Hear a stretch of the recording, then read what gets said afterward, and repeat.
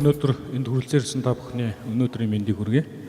Сая мэдлэгээ хүргэсэн бас Jim Anderson даргад бас баярлалаа. Одоо данч онлайн болсон байна.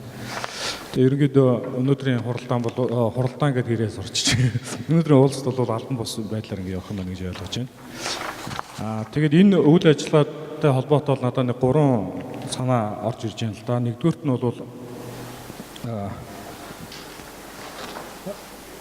энэ одоо технологийн хөгжил бол хайцсангуу маш хурдтайгаар явагдаж одоо явж байна. Одоо бидний одоо үед бол нацаг дор захирал бүтээрийн үед бол Дэмүрийн хууль гэж хууль байсан. Тооцоолох чадвар бол 1.5 жилд бол 2 дахин өсдгөө гэдэг ийм хууль байдаг. Энэ хуулийн дагуу бол одоо бидний тухайн үед бол зүгээр суперкомпьютер юм шиг гэж бодогддог тийм хүчин чадвар одоо бидний карманд гар утсан дээр тий ширээн дээр ингээд компьютер байдлаар ингээд байж байна. Тэдний дагалдаад бол маш олон аппликейшн програм хангамж бол бий болсон. Тухайлх юм бол Эрк Шмидт саяхан бол нэг илтгэлд ингэж хэлсэн байдаг. Интернетийн 90 үе дуусна. Интернет алга болно гэж ингэж хэлсэн байгаа. Тэр бол маш тийм концепцийг тодорхойлж хэлсэн юм үг байгаа байхгүй юу? Энэ яг интернет өөрөө алга болно гэсэн үг биш. Бид нар өөрсдөө интернетийн нэг хэсэг болно гэсэн юм. Тэр концепцийг өөрөө цаана агуулж хэлсэн байгаа. Яг гэх юм бол одоо дэлхий дээр connected device бол хүнээс илүү болсон.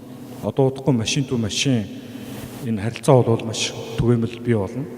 Тэр бидний одоо зөвхөн одоо бид нар бол ганц сингл хүмүүс бол энэ хүчин чадал энэ одоо бий болсон хүчин чадал энэ хөгжлийг бол толгойдоо агуулад явах ямар ч боломжгүй болчихжээ.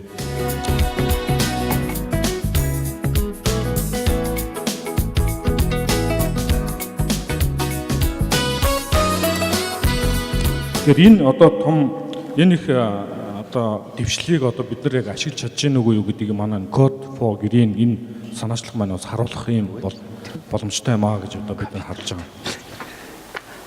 Хоёрдугаарт нь болох тэр засгийн газар бол ерөнхийдөө хязгаарлагдмал. Засгийн газар бол хууль, засгийн газар бол журам, засгийн газар бол зөвхөн уршаа хараа явдаг. Code for Green энэ санаачлагууд бол олон тийшээ харах боломжийг бол залуучуудад ойлгож байна. Тэгэхээр бол бидний харж чадахгүй байгаа тэр проблемуудыг олон нийтийн анхааралд хүргэх, засгийн газрын анхааралд хүргэх том боломж бас энэ санаачлаг байна гэж ингэж бодож байгаа. За тэгээ гуравдугаарт нь бол түрүүн сая Jim Anderson дарга хэлсэн ухаалаг засаг гэдэг энэ төсөлд одоо оролцохын боломжтой гэж ярьсан. Энд одоо оролцоод амжилттай оролцсон хилтгэгч, амжилттай оролцсон оролцогч, амжилттай төсөл нь засгийн газар болон дэлхийн банкны хамтраад хэрэгжүүлэх ухаалаг засаг хөтөлбөрт оролцох юм боломжтой болж байгаа. Уг хөтөлбөр нь юу вэ гэх юм бол ерөнхийдөө Монгол улсад байгаа мэдээллийг төрийн эзэмшиж байгаа мэдээллийн үйлдвэрлэхээс бий болохоос төрхөөс нь ахгуулаад дуусах хүртэл энэ шатыг төгөлдөржүүлэх мэдээллийн үйлдвэрлэлийг бий болгох, мэдээллийн хяналтыг бий болгох юм том төсөл байгаа. Тэр мэдээлэл гэдэг дотор бол нээлттэй болон хаалттай мэдээлэл бүгд орно. Open data орно.